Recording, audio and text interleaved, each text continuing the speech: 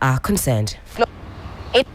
In a move that has sparked global trade concerns, the United States has announced a 10% tariff, that's extra tax, on Ghanaian exports, taking effect from April 5. This decision comes as part of a broader economic strategy by President Donald Trump, which also includes 34% tariff on Chinese imports, 20% tariffs on goods from the European Union.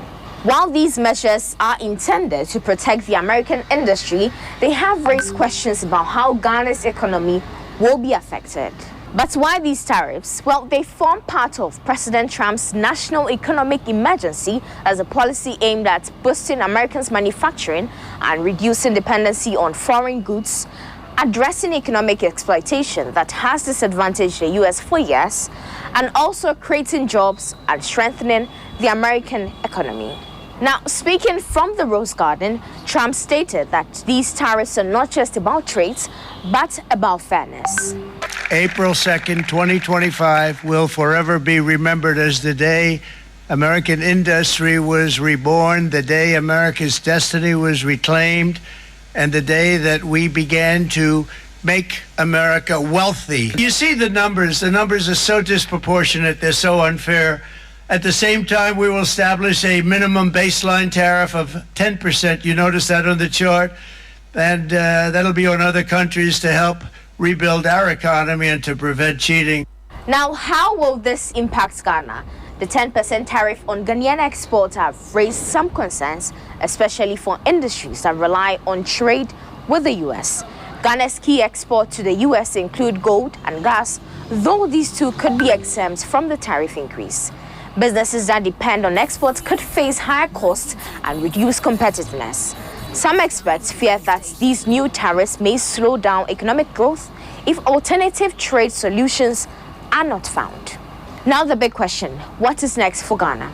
Ghanaian business and policymakers will, however, need to monitor the impact of these tariffs on export, explore alternative markets to reduce the reliance on the United States, and engage in trade negotiations to safeguard Ghana's economic interests. The overall message from the U.S., however, is that Ghana remains a valued trade partner. Enyonam Haliga, TV3 News, Accra. Again, that was Enyonam Haliga there with an explainer telling us more about the United States' decision to impose a 10% baseline tariff on nearly all imports, including those from Ghana. Now, this is part of President Donald Trump's new trade policy aimed at countering foreign trade policies. Now, there are some goods, though, exempt from these U.S. tariffs.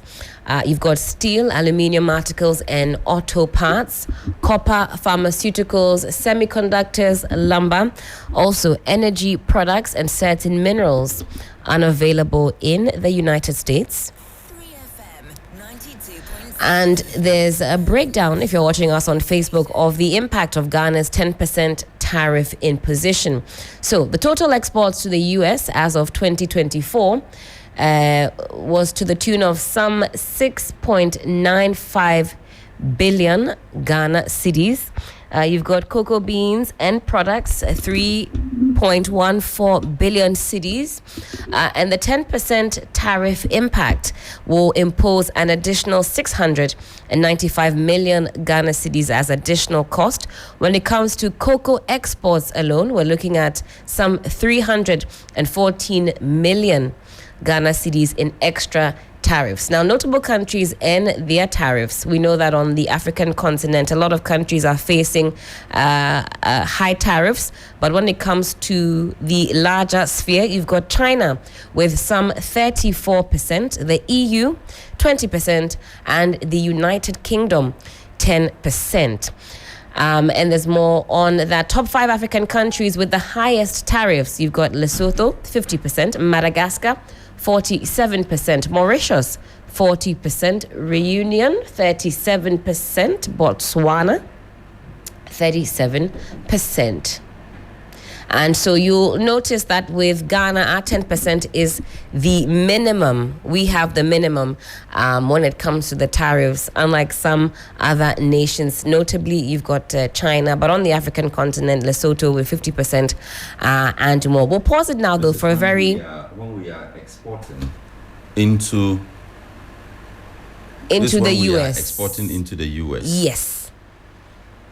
So we'll go on a quick break. We'll pause it here. When we come back, we will dissect the issues, particularly what sort of impact we expect that these tariffs will have on our economy. What are the immediate economic implications of this 10% tariff on Ghana exports to the US? And we'll be also exploring how significant the US is as a trade partner for Ghana. We'll go on a quick break. When we come back, there's a lot more right here on this subject on 3FM Sunrise, on 3FM 92.7. Don't go too far.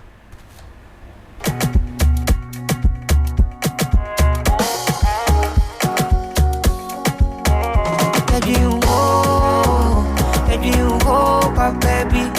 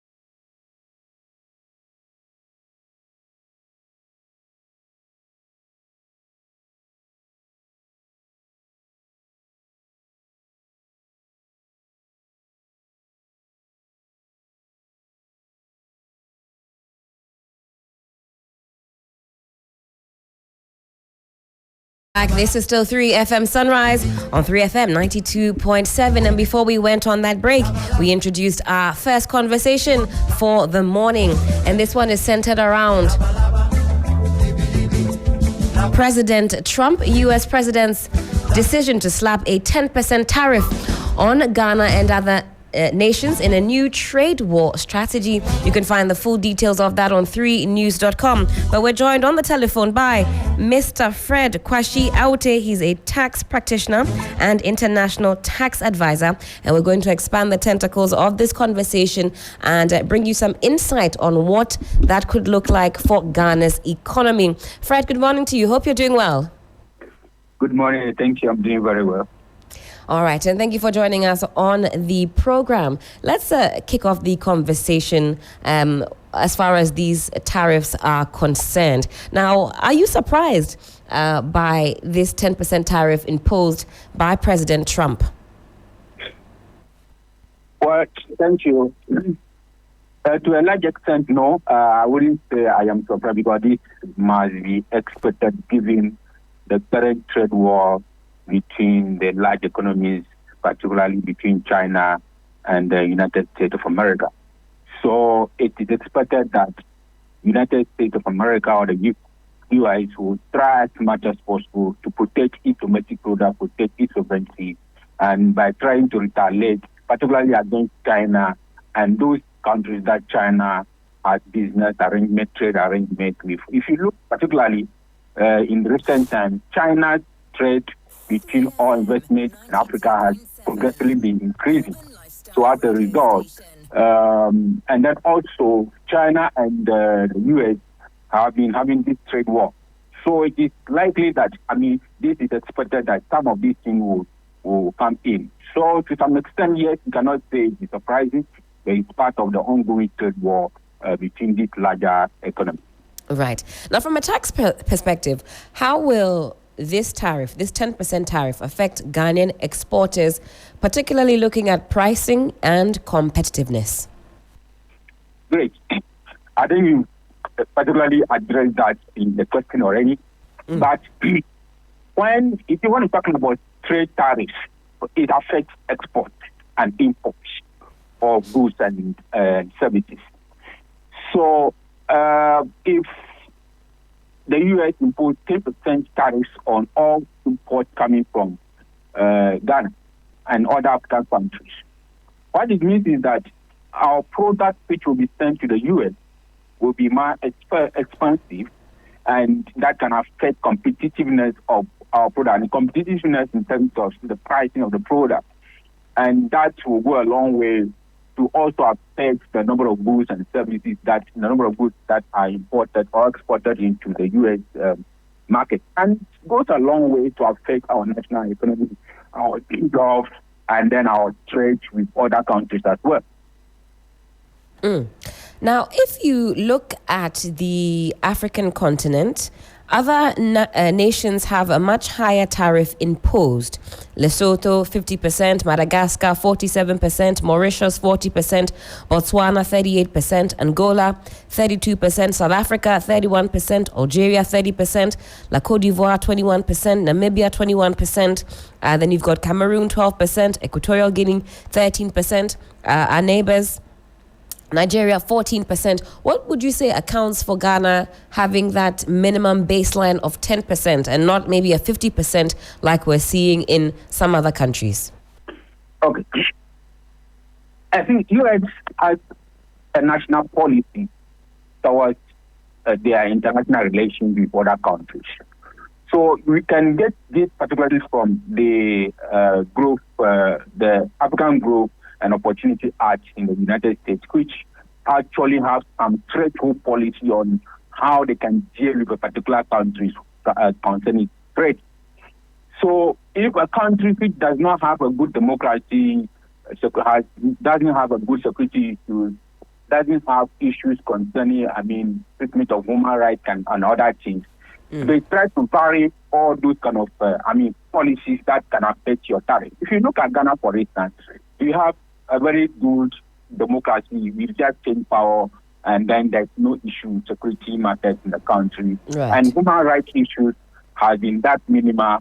Abuse of human rights has been that minimal. So the United States will look at these considerations in order to see which country they will impose more tariff in. And then, but also, you also have to look at economic transactions or trade transactions with other rivalry countries, like the China. If the China is dealing a lot with you as a country, you don't expect the United States to also give you, a dispensation which is equal to other countries where there's a lower trade between China and that particular country. So I would say that the United States look at various factors, including which I have enumerated earlier.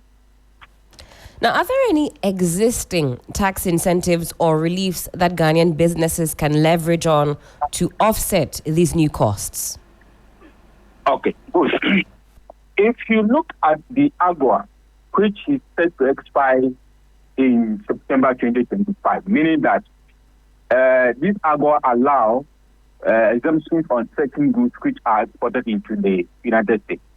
But with this tariff, it suggests that there's uncertainty of this tariff at this program or act or privileges being withdrawn.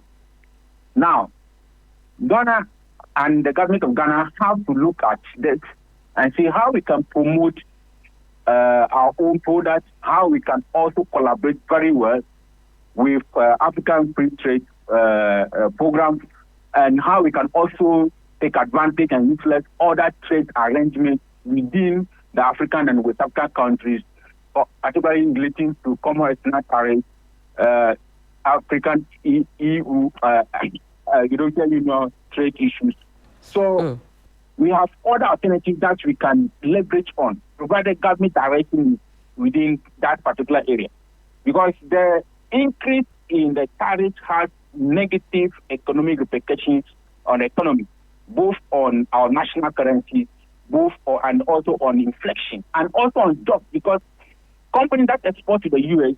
will now have their goods to be uncompetitive. That will mean that products will not be consumed in the U.S. and they may not be able to sell their product to the U.S. They have to find alternative market. And if there's no immediate alternative market, it affects jobs. And it comes with each other economic difficulties to the citizenry in the country. Now, as it stands now, does Ghana have any legal grounds to challenge this 10% tariff imposed? Okay. Taxation per se is sovereignty. And I keep saying that no country has the power to influence the tax imposition in a particular country. So every country has the supreme legal power or authority to impose tax. And all countries have equal authority to impose tax. And so you cannot challenge the imposition of a tax in any country at all. The best you can do is to have a diplomatic relation, diplomatic meeting with the other partners, other countries, particularly the United States, and see how these issues can be minimized, and then also look at other alternatives in that country. Right. But you cannot challenge it legally in any court, because every country has a sovereign authority to impose tax, including Ghana, including the United States. And the United States cannot come and determine how much tax or what government of Ghana want to impose tax on. Likewise, Ghana cannot do that. So it is not subject to any other judicial challenge, even at the international level. The best we can do is to go through the diplomatic means to resolve some of the issues. Now, could Ghanaian businesses explore tax-efficient trade routes to bypass some of these tariffs, maybe through an intermediary nation, for example? Yeah, actually, but if you look at the tariff imposed in Ghana, particularly in 10%, which is lower, and you can try to look at trade substitute and see what other means you can use to actually achieve the same trade you wanted to do in the United States with other partner countries. So yes, you can do some trade substitution that can be explored, so that to the extent that it will not have a negative impact. The current arrangement or the current disposition will not have a negative impact on Ghanaian businesses which export into the the US. Now, in the long run, how do you see this tariff affecting foreign direct investment in Ghana? It will be a mixed feeling in this way. Let me put it this way. If our export to the United States is reduced, then what is likely to mean is that our currency is likely to be affected. That will make our pricing of goods and services even within account, because we may not be able to get a hard currency to do business, and that will mean that there will be impact on our currency. And once this is happening, we have a higher inflation, higher exchange currency issues. you are likely to have a low foreign direct investment in the country. So it will be very disastrous in the future or in the long run if government doesn't take the right steps to resolve this and quickly find alternatives for Ghanaian businesses, which will otherwise have exported to the United States.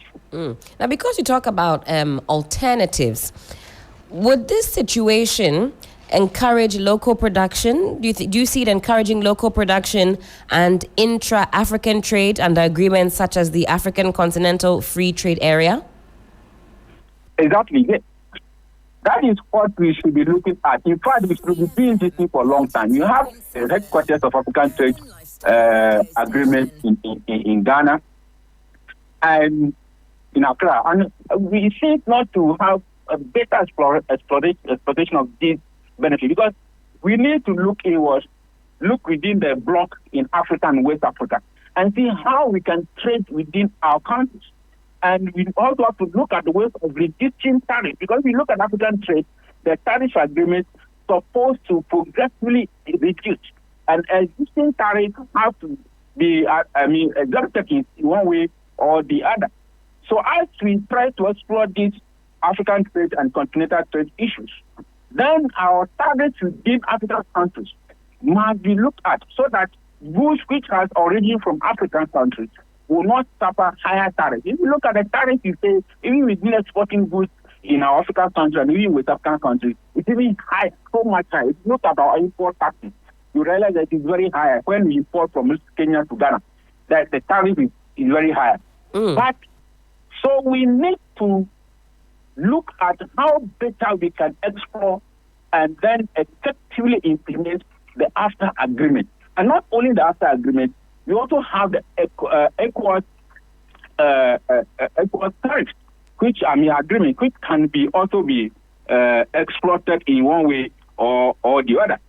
So government have to look inward and within the African countries and the West African countries, so that some of these things can be reduced. The external shocks like what is happening now can be minimized on national economy. Certainly. Well, time check, it is some 25 minutes to the top of the 9 a.m. This is still 3 FM Sunrise on 3FM 92.7, and we're speaking with Mr. Fred Kwashi Awute. He's a tax practitioner and also an international tax advisor, and we are talking about some tariffs, 10%, that have been slapped on Ghana and other nationals in a new trade strategy by the U.S. Fred, I'll give you the final word on this and we'll wrap up with you on these tariffs. Okay, thank you very much.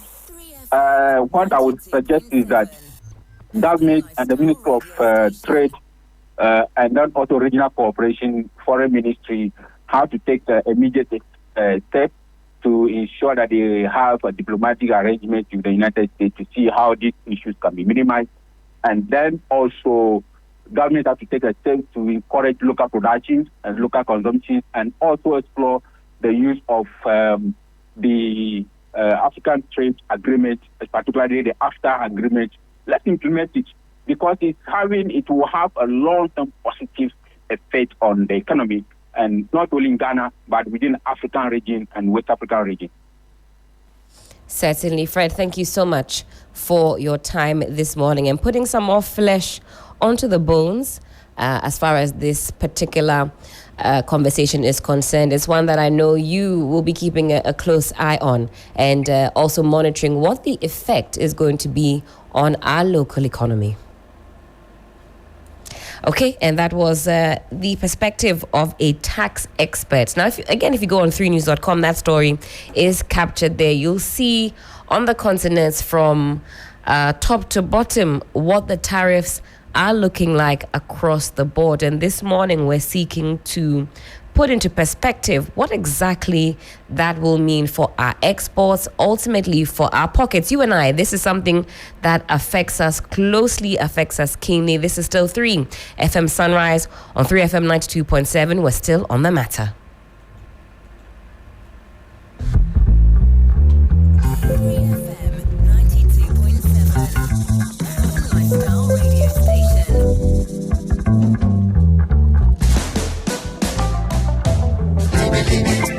Laba laba, libi libi, laba laba,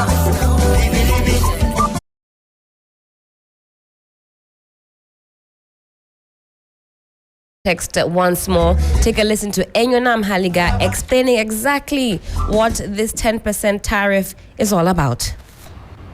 In a move that has sparked global trade concerns, the United States has announced a 10% tariff, that's extra tax, on Ghanaian exports, taking effect from April 5. This decision comes as part of a broader economic strategy by President Donald Trump, which also includes 34% tariff on Chinese imports, 20% tariffs on goods from the European Union. While these measures are intended to protect the American industry, they have raised questions about how Ghana's economy will be affected. But why these tariffs? Well, they form part of President Trump's national economic emergency as a policy aimed at boosting Americans' manufacturing and reducing dependency on foreign goods, addressing economic exploitation that has disadvantaged the U.S. for years, and also creating jobs and strengthening the American economy. Now, speaking from the Rose Garden, Trump stated that these tariffs are not just about trade, but about fairness. April 2nd, 2025 will forever be remembered as the day American industry was reborn, the day America's destiny was reclaimed, and the day that we began to make America wealthy. You see the numbers are so disproportionate, they're so unfair. At the same time, we will establish a minimum baseline tariff of 10%. You notice that on the chart? And that'll be on other countries to help rebuild our economy and to prevent cheating. Now, how will this impact Ghana? The 10% tariff on Ghanaian exports have raised some concerns, especially for industries that rely on trade with the U.S. Ghana's key exports to the U.S. include gold and gas, though these two could be exempt from the tariff increase. Businesses that depend on exports could face higher costs and reduce competitiveness. Some experts fear that these new tariffs may slow down economic growth if alternative trade solutions are not found. Now the big question, what is next for Ghana? Ghanaian business and policymakers will, however, need to monitor the impact of these tariffs on export, explore alternative markets to reduce their reliance on the United States, and engage in trade negotiations to safeguard Ghana's economic interests. The overall message from the U.S., however, is that Ghana remains a valued trade partner. Enyonam Haliga, TV3 News, Accra. All right, let's connect now with Dr. Bernard Tete Dumenya.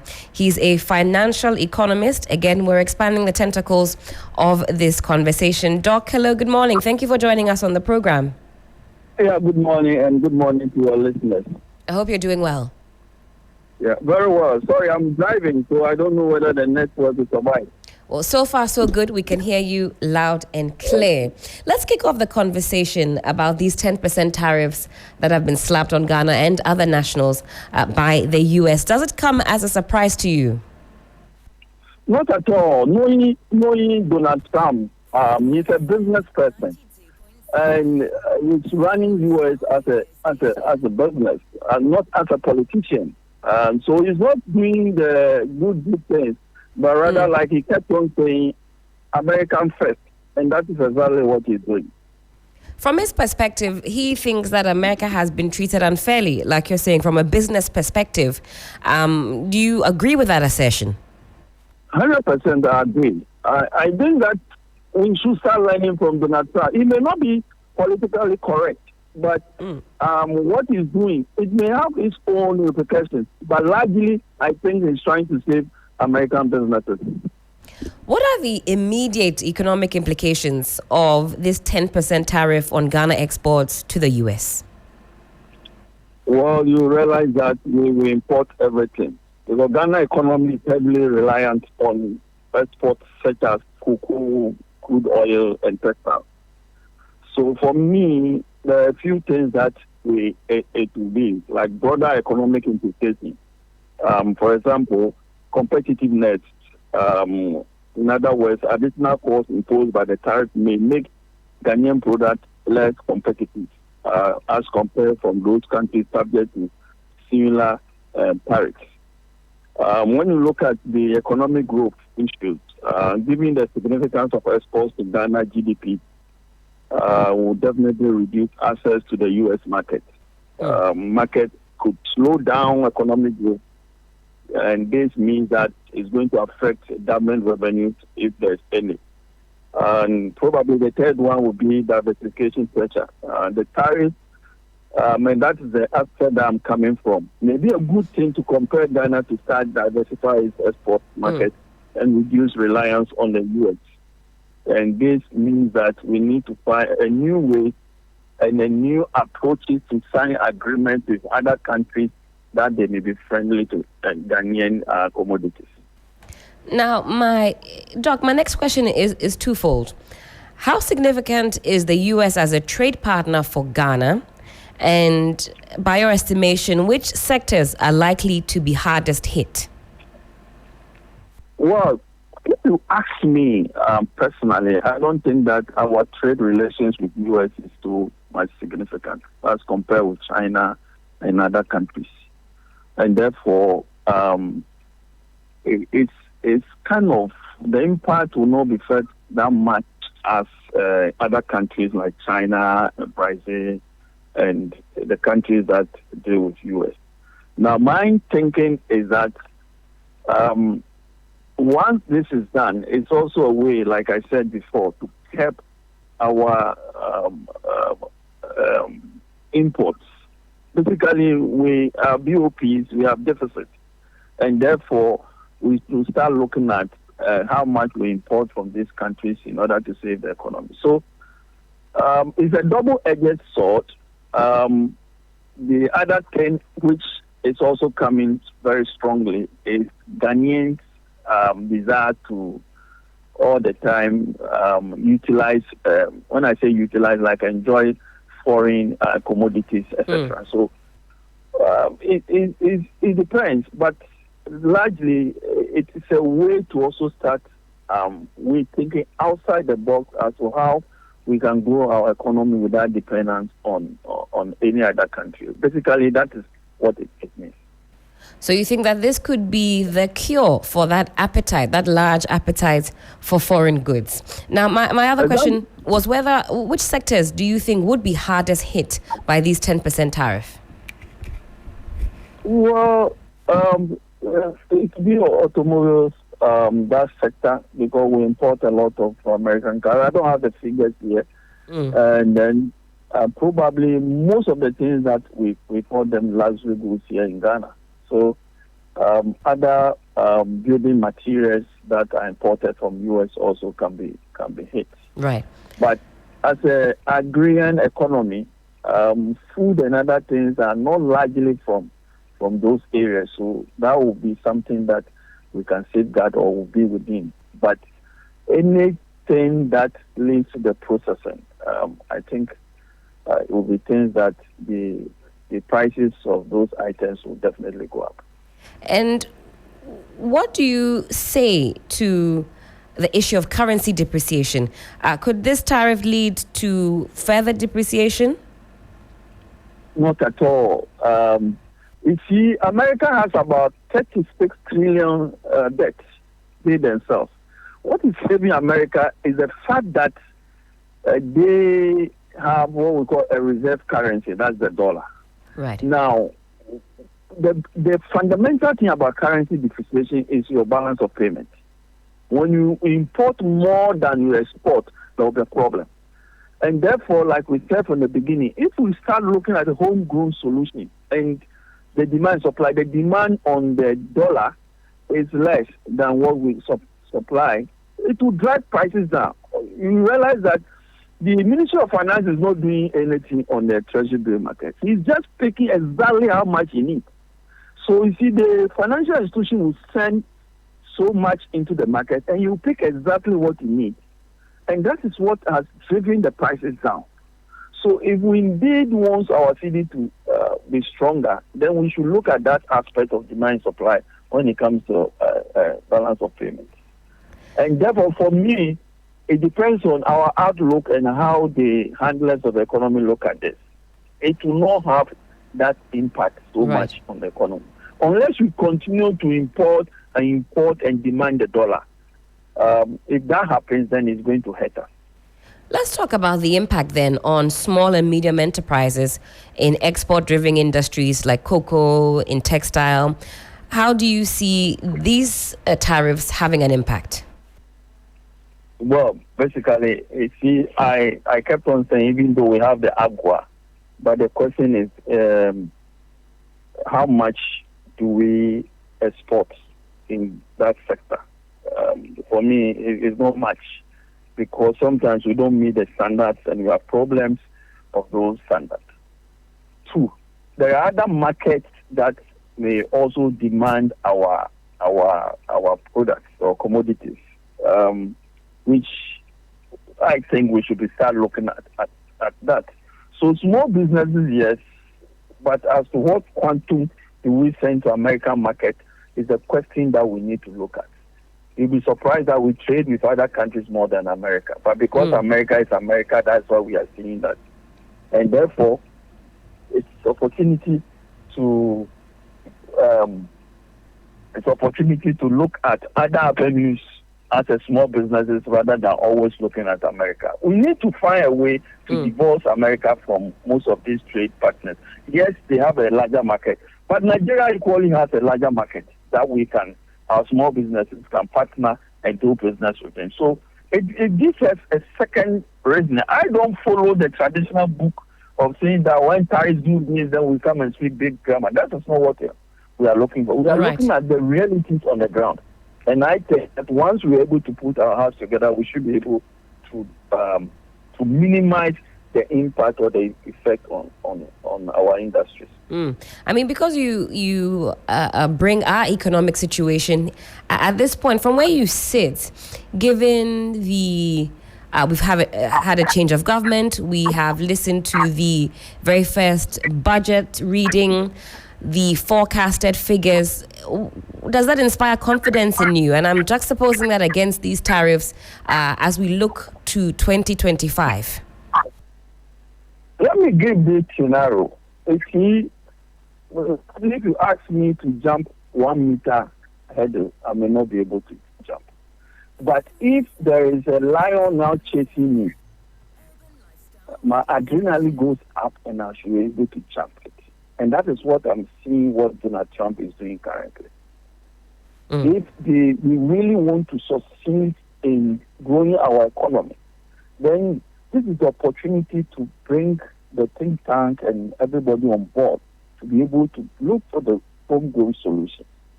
So for me, that's why I say it's a double-edged sword. It's partly good and partly bad. Partly good because it now will strengthen us to know and find other means.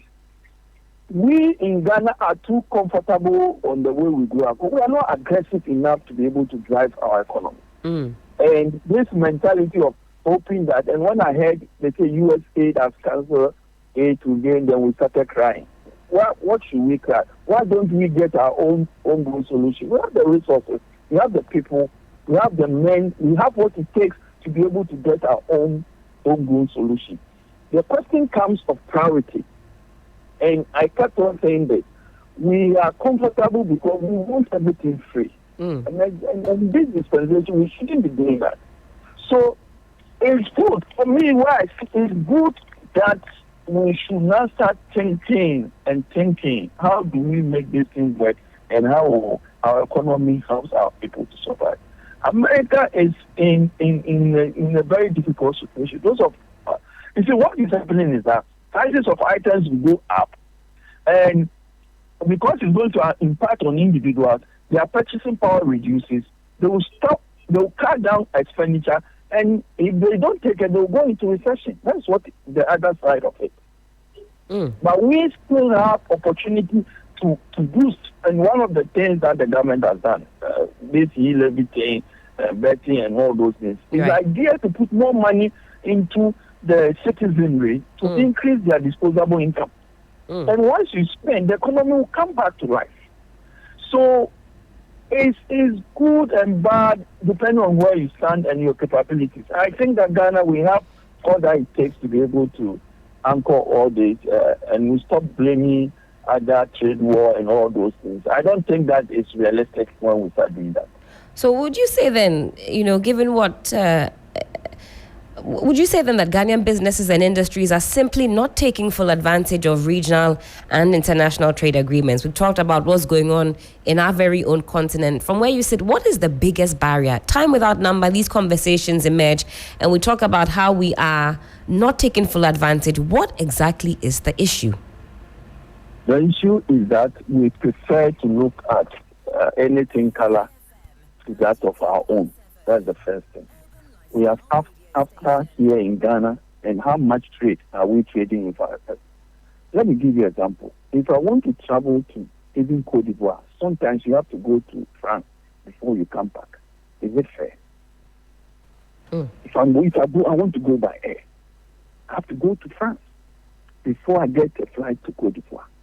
So we are still stuck in this shell that we are not able to do. And I like what President Mahama is doing of late, trying to reach out to other countries. Please, let's start trading among ourselves.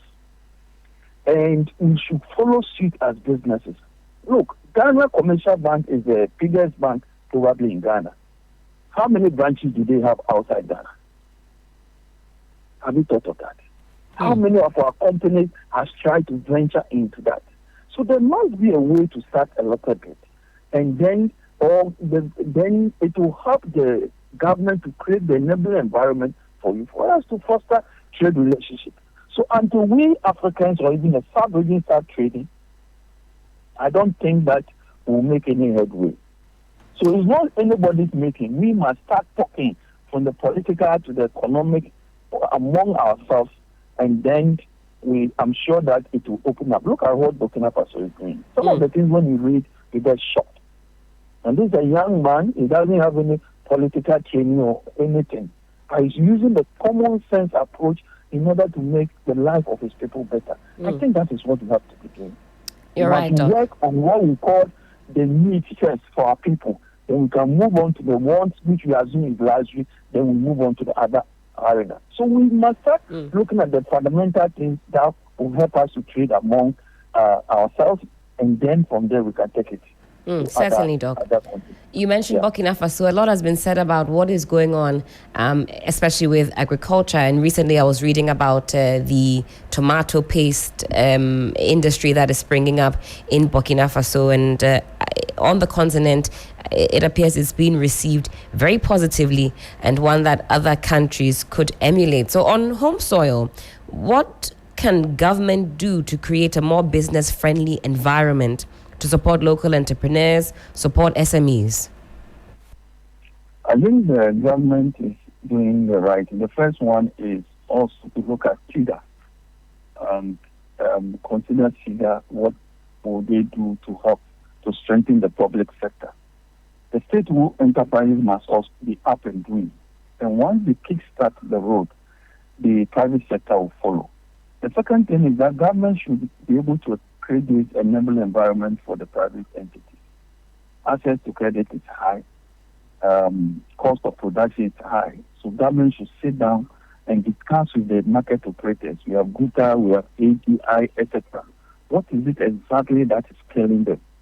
What I don't want government to do is that AGI or GUTA or this association should not think that it's government support and therefore they can misuse it. Government should be able to crack the whip in areas, even private entities, that they may misuse or misapply those support, whether it be technical assistance or money. So a whole holistic approach must be looked at. We heard of the Women's Bank. I don't know how is it going now. But these are some of the things that we need to put the structures in place. What we lack as a people, as Ghanaians, is that we don't have the enabling environment. When we say we want to go to 5G, for example, do we have infrastructure to support that? And therefore, once we go onto it, because the infrastructure is there, infrastructure is not there, then you see that the services will not be utilized like we wanted. So first, government should sit down and say that I'm going to create this enabling environment for you. How do you fit into this enabling environment?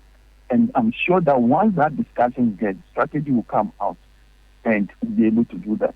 Let me be quick to say that there wouldn't be one on-off textbook solution for this, but there will be several solutions that can be addressed holistically to help us prevent some of these eventualities and also improve how our small businesses will strive. And I think once we have that conversation, we should be able, but we should strengthen them, because if you go to countries like Germany, they are all family businesses, and government support them. I am on my way to travel. I know a country where I'm going Sunday, for example. The moment you open a SME, the government gives you up to $250,000 as a support. You know, and it encourages people with entrepreneurial spirit to go. There are people who have ideas. There are people who have thought, but they don't have any that support. Those are the things that I want government to look at it critically and see how best they can help the individuals to be able to set up. Certainly, Doc. Thank you so much for making time with us, for us this morning, and for expanding the tentacles of this conversation. Do have a wonderful weekend. Thank you also for having me. Thank you. Thank you. And that was Dr. Bernard Tete Dumenya, financial economist, weighing in on this issue of Trump slapping 10% tariffs on Ghana and other nations in a new trade strategy. Now, as the policy takes effect, African leaders, trade analysts, and businesses will be watching closely to assess how these sweeping changes will impact economies in the months ahead. Of course, we will put you front and center as far as these pertinent issues are concerned. 9 a.m. is the time. This is still 3FM Sunrise on 3FM 92.7. We'll go on a quick break. When we come back, there's more. It's the battle of the teams in a 3FM 60-day Fit Start Challenge.